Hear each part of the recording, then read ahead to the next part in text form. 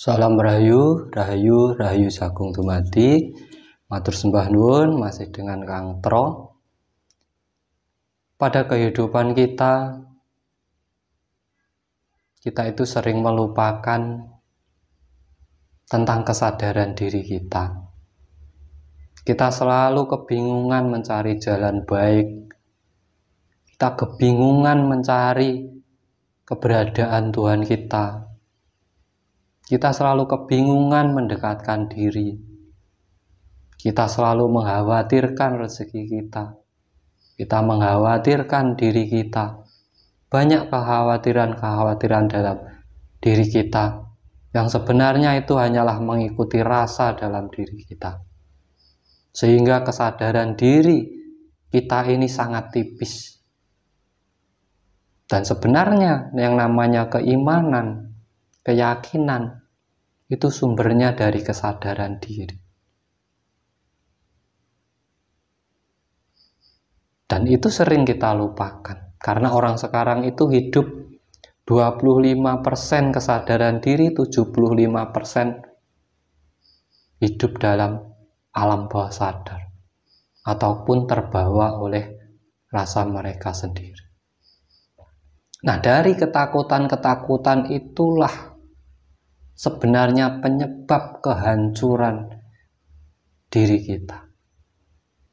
Sehingga kita merasa terbelenggu, kita merasa tidak bebas dalam hidup kita. Bahkan untuk melakukan sesuatu, kita harus diatur. Kita harus diatur. Kita tidak bisa menggunakan naluri ataupun hati nurani kita di saat itu tidak sesuai dengan aturannya. Padahal untuk berbuat baik, orang itu tidak membutuhkan aturan. Tetapi di saat dia mau tidak berbuat baik, dia harus mengingat aturan. Jadi aturan itu dibikin untuk orang-orang yang niatnya sudah tidak baik. Tetapi untuk niat yang baik itu tidak membutuhkan aturan. Nah, itu yang kita lupakan dalam perjalanan hidup kita. Jadi kenapa orang-orang banyak mengalami kehancuran dalam hidupnya? Karena kurangnya kesadaran diri ini. Hanya mengikuti rasa yang ada dalam dirinya. Di saat di atas dia merasa memiliki segalanya. Dan memandang rendah orang-orang lain. Memandang rendah makhluk-makhluk lain. Sehingga dia merasa paling berkuasa, paling punya, paling benar sendiri. Dan paling segalanya. Tetapi di saat dia jatuh ke bawah, kesadaran diri itu baru muncul. Kesadaran itu baru muncul. Itu yang saya bilang terlambat. Karena apa? Seharusnya kita di bawah ataupun di atas, kita harus selalu dalam kesadaran diri. Orang yang mendekatkan diri dengan Tuhan, mencari-cari Tuhan, itu sudah bukti nyata kalau kesadaran dirinya itu kurang.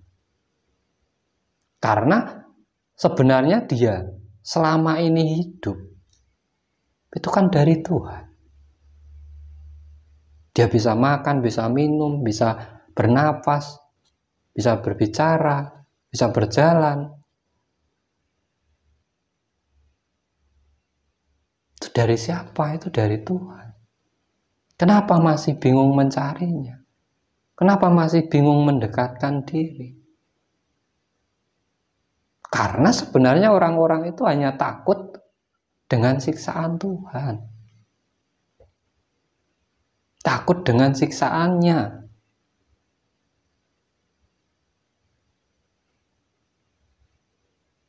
Karena dalam hidup ini ada 3 ketakutan yang menjadi belenggu sangat besar dalam hidup manusia. Satu, takut lapar. Makanya di saat orang merasakan lapar, dia bisa melakukan hal-hal yang tidak seharusnya dia lakukan karena mengikuti isi perutnya. Kedua, takut sakit. Makanya orang-orang yang menderita kesakitan kebingungan ke sana ke sini, ke sana ke sini. Padahal yang membuat sakit itu dari Tuhan. Dan di saat dia bisa kembali kesadaran diri, diam, meresapi apa penyebabnya, di situ dia akan lebih enak menemukan obatnya. Yang ketiga itu takut akan mati. Padahal lapar, sakit, mati itu adalah sesuatu yang pasti dalam hidup kita. Tidak ada orang sehat seumur hidup. Tidak ada orang yang tidak pernah merasakan kelaparan. Dan tidak akan mungkin ada orang yang tidak mati. Tetapi itu menjadi momok, menjadi rasa ketakutan sehingga menyebabkan kebingungan yang luar biasa, menjadi belenggu dalam diri manusia itu sendiri. Sehingga terkadang menghalalkan segala cara untuk menghindari ketiganya ini. Nah, itulah di saat rasa menguasai diri kita. Tetapi di saat kita berada dalam pola pikir yang benar, kita benar-benar percaya dengan kekuasaan Tuhan, maka tidak ada yang perlu dikhawatirkan. Tidak ada yang perlu dikhawatirkan. Semua sudah ada. Kebutuhan orang hidup itu semua sudah ada. Tinggal kitanya ini bagaimana mencarinya, bagaimana mengambilnya. Bukan sekedar hanya meminta. Ibarat orang sudah mau makan, sudah disediakan, disuruh mengantarkan, disuruh menyuapi, kita akan seperti ketergantungan dan kurangnya kemandirian. Tapi orang-orang yang sudah sadar, sudah menyadari bahwa segala kebutuhan hidupnya ini sudah disediakan oleh Tuhan, dia akan berusaha untuk mengambilnya, mendapatkannya dengan cara usaha, bekerja, apapun itu, asal menghasilkan. Dan dia juga akan dengan sadar diri merawat alam semesta. Karena alam inilah yang menghidupi kita.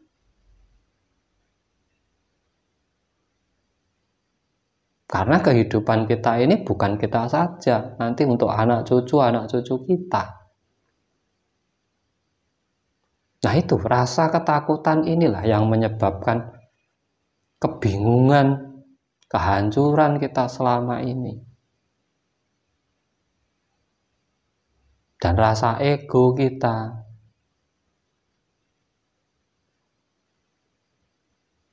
dan rasa kita itu seperti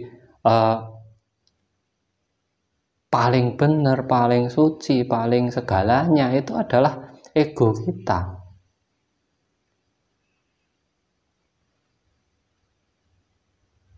Dan itu harus kita sadari, kita kembali ke pangkuan Tuhan kita yang sudah menyediakan segalanya, yang sudah menghidupi kita, sudah memberi kita penghidupan, yang sudah menciptakan kita, mengkodratkan kita lahir di alam semesta.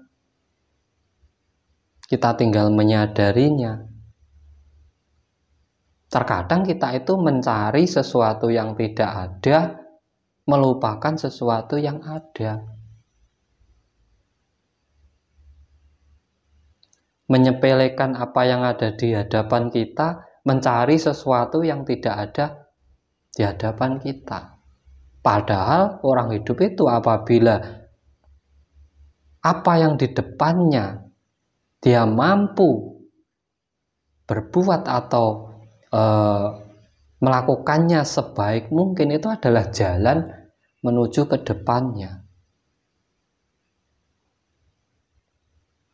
Dan kita itu masih, kesadaran diri itu masih kurang.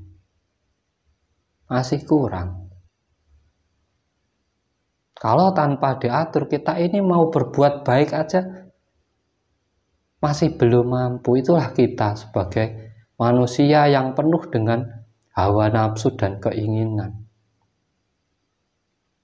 Di saat kita tidak punya, kita memohon. Di saat kita punya, kita merasa bahwa itu kepunyaan kita sendiri. Nah, itulah ya kesombongan dari diri kita yang akan menghancurkan kita sendiri. Makanya kembalinya kesadaran diri itu sangat penting. Bagaimana kita di saat posisi di bawah ataupun di atas, kita bisa menikmati hidup kita. Kita bisa menyadari bahwa Tuhan selalu bersama kita. Tuhan selalu menghidupi kita tanpa memilah-memilih antara satu dengan yang lainnya. Karena hakikatnya semua makhluk di alam semesta ini yang menghidupi adalah Tuhan. Dan di saat mereka hidup, itu sudah menjadi kodrat Tuhan. Terkadang kitalah yang pandai menilai orang lain, makhluk lain, tetapi kita kurang menyadari diri kita sendiri. Sehingga kita tidak sadar, terbelenggu oleh apa yang kita bikin sendiri, sehingga mempersempit ruang kita sendiri.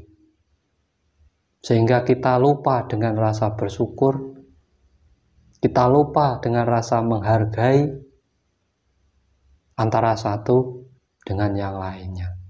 Itulah sebenarnya sumber yang membuat hancurnya kehidupan kita di saat kita kurangnya kesadaran diri dan kita hanya mengikuti rasa yang ada dalam diri kita yang tidak ada habisnya, yang tidak ada puasnya. Meminta A dikasih A, pengen B dikasih B, pengen C, dan seterusnya. Dan semoga ini hanyalah motivasi untuk teman-teman semuanya. Marilah kita semeleh, kita kembali ke jati diri kita, kita kembali ke kesadaran diri kita, agar kita tahu diri, kita sadar diri,